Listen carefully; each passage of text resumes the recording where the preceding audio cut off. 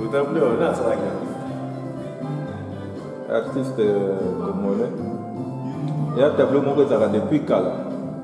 Il y a un tableau de mon Saliamo. Il y a un tableau mon bateau Bakolina Kin. Il y a un tableau pour être un bandako belé. Mais la version mon na Kinshasa de la Biblia qui m'a bikoki na est dans na Kiswahili et pas Badou dans na Chiluban et pas Bakongo dans na Kikongo. Non, son mari. Ils appellent des sujets de dissertation. Un examen de thèse dans la sujet de dissertation. Oh, lui, on nous aide. Il s'est gagné. Et quoi? Il y a beaucoup de gens qui ah, New York. Ah, Nando. Ah, Egg. Il y a Kinga. Bikoki. Nana Wasunga. Nani akusunga esiko bo développer na thèse wa. Non, oui, nana Wasunga. Il y a no bate. Nani ko yebo. Les gens qui vous ont dit que vous avez expliqué bien. D'accord, moi, nana Wasunga molenga. Mutamutu perception non raisonnement ah. Yo selon yo raisonnement, oyo za sujet de dissertation.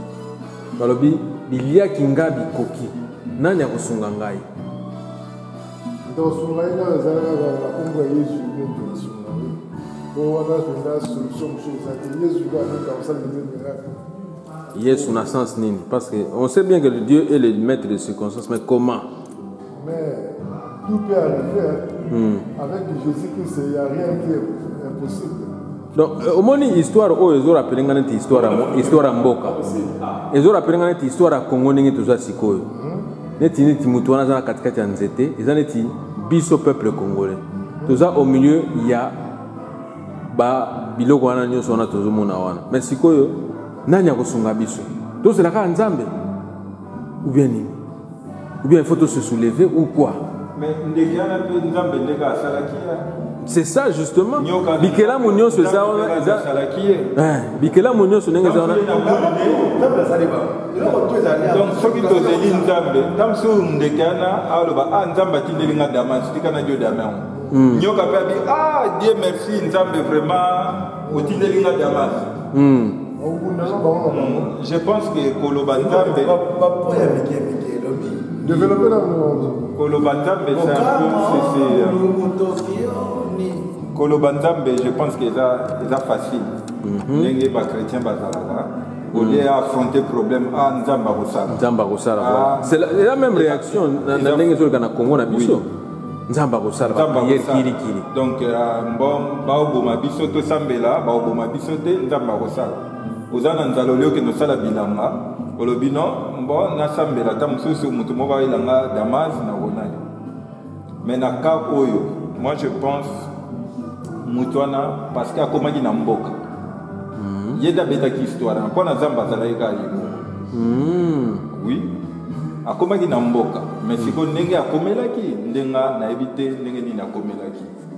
Wa bien ba ina mutu wala ina yeda ko beta sur mboka. Ndenge mambo eleka. Wa iya betaki li solo na bana ni akomaki kutu koko. Abetela même ba koko ne li solo. Do yemo yebi. Kasi ndenge siko tableau ezo la kisasiko ndenge alobi tout raisonner ndenge nini mutana komai na mboka. Omona pesaki boule moko na mona ki olobaki tamsu egla ali nyoka bagare soki nini soki bon non elle a pas facile. Donc egla madame Nzaka aokange awa nyoka na venir ici. mais siko soki egla bare nyoka na mbo mais lui azakaka mandoka azakaka donc a plongé na mai bien comment il avait fait. Tu vois plus la mai na ndema kolanda yeka na auteka yete. Banga ndamba na mai. Donc vraiment koyeba ndenga komai na mboka bon eza penza ya motuya.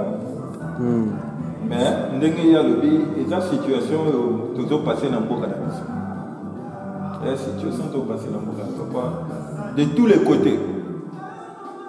Bazo bundisa. Il faut la solution. Il faut la solution, il faut comment la solution. Yango zo refléter histoire ya beaucoup na Komaki centre de départ de la libération de l'Afrique ou de l'humanité entière. Et donc, mboka na biso zo refléter ça notre centre. Et ça référence il y a libération il y a humanité parce que Ce que tu as bien, les minéraux nous sont des armes chimiques, sont des même des armes nucléaires. Mais biso on a siège à conseil de sécurité, deux même pas qu'au siéger. Pour nous on dirait donc baso manquer biso.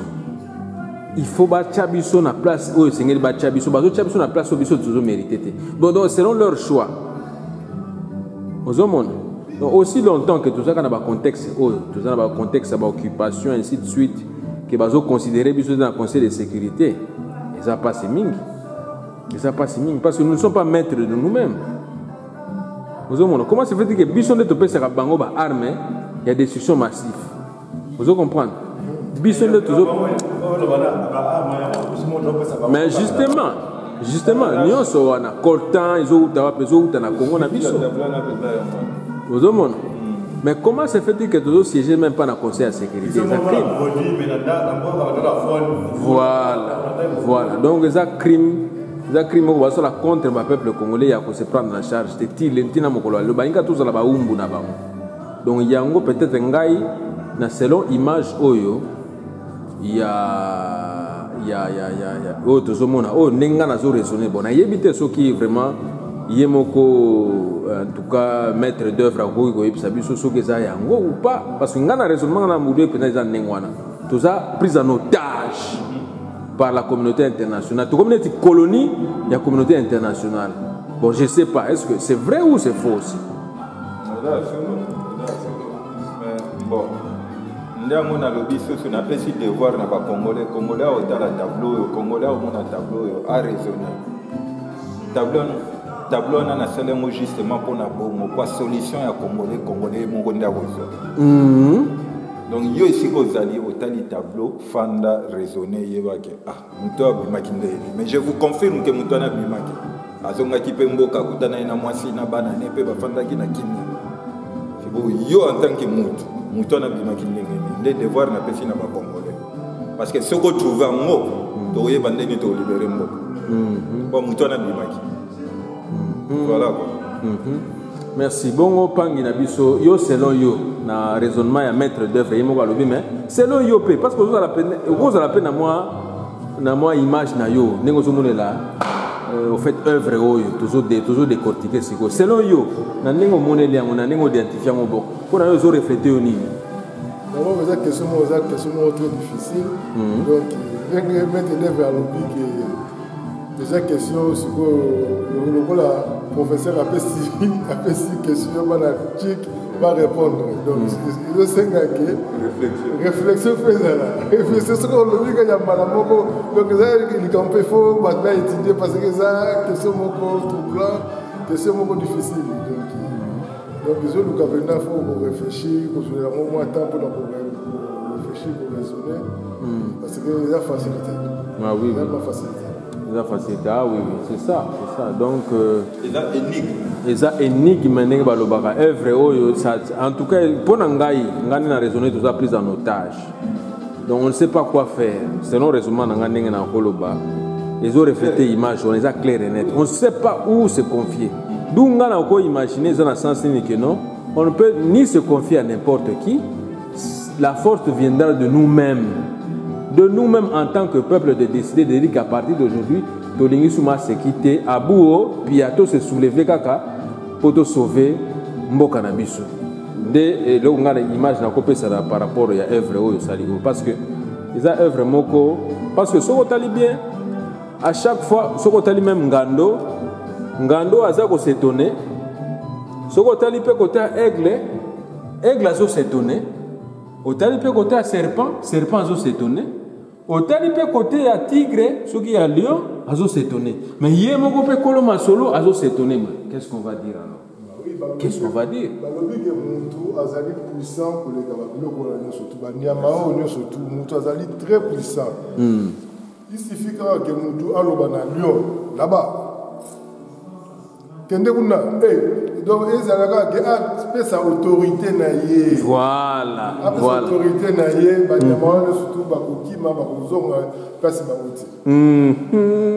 Donc, tout comme moi, je suis fungula moi côté tababou là-bas, œuvre, parce que tout comme on a point on a décortiquer, parce que les autres sont là, yemoko autorité.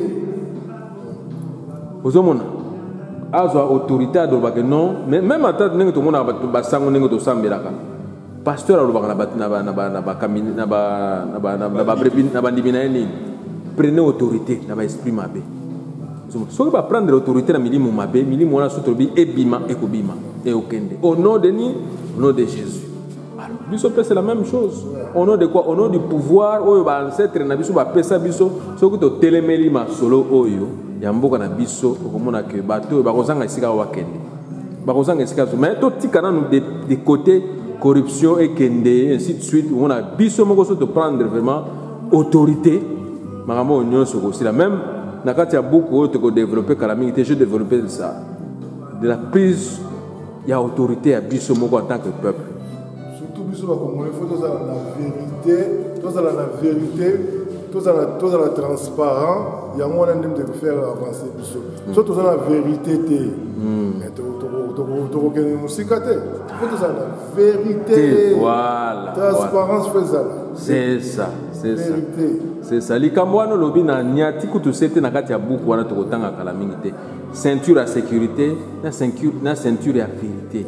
Nous sommes sincères entre nous et la vérité. Vous voyez quand même histoire boye, salamaki boye, kei boye, zongi boye. Mais tant qu'il n'y a pas de vérité. Moi, je suis à 50 euros, 30 euros, 5 euros.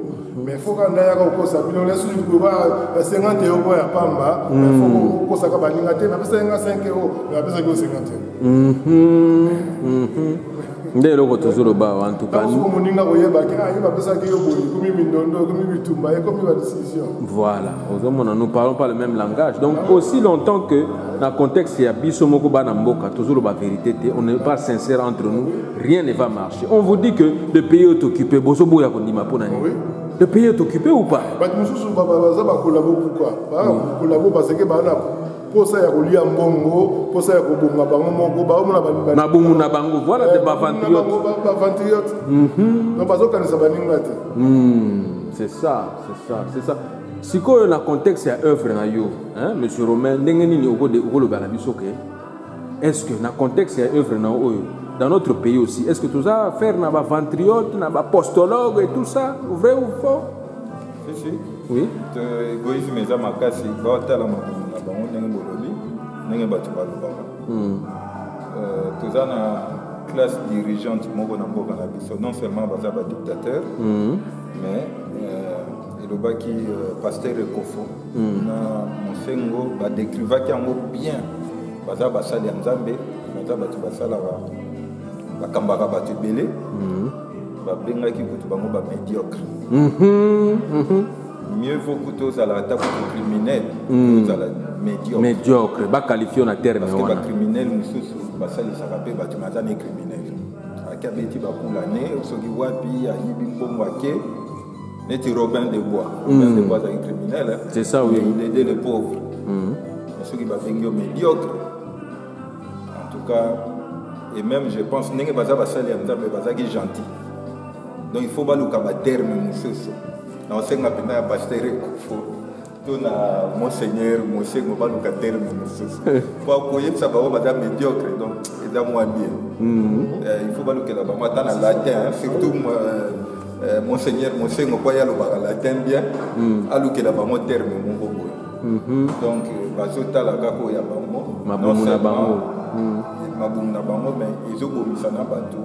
Bateau bazoko fato comme na. Plus de 16 millions de morts. On date à l'élo, ils ont somme.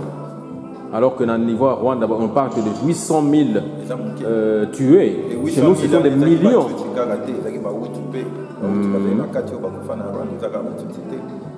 Et même, il y a des Congolais.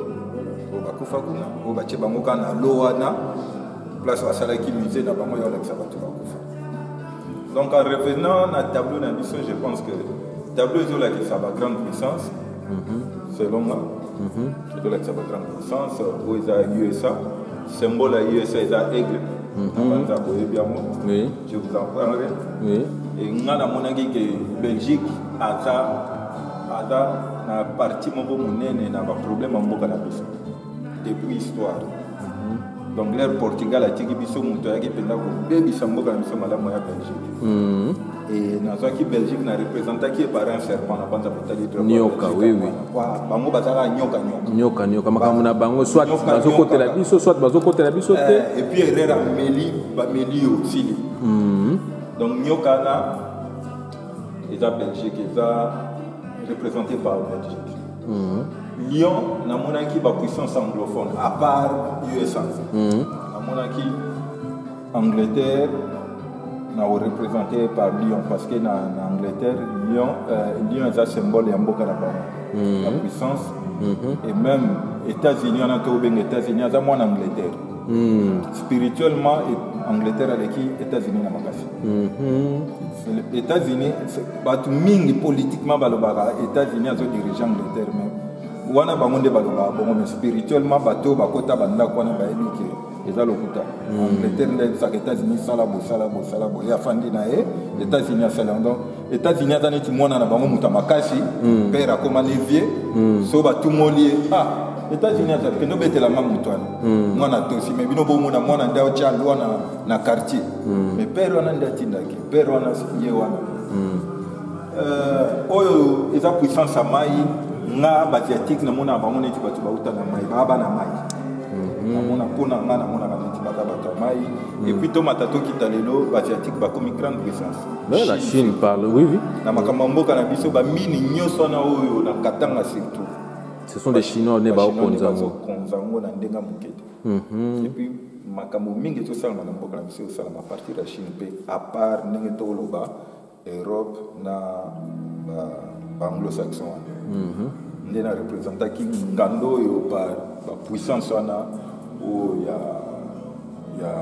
Asie Japon, Corée, Chine surtout Chine na représentaki bango par biloko moto azokende andokende okata nzete na ye aza Congo donc c'est un Congolais eza Congo na biso akende na zamba na ye na espace na ye calmement akende okata nzete na ye toyebi te so alingaki asala koni to alingaki asala mbunda to alingaki asala nango nini kobanda bando okata nde amoni comme zamba na ye eza na nyonso eza na bibwele eza na bambuma eza na nyonso ali amoni baesprit wana banyama na babimeli ye mais encore une fois eza représenté symboliquement donc stylo babenga yango symbolisme donc eza basymbole donc bozwa yango mpe te ke États-Unis azalaka aigle moko boye te eza basymbole ndenge balobaka force ya Mobutu ezalaki léopard Mobutu aucune fois je pense pas na invité à se transformer en léopard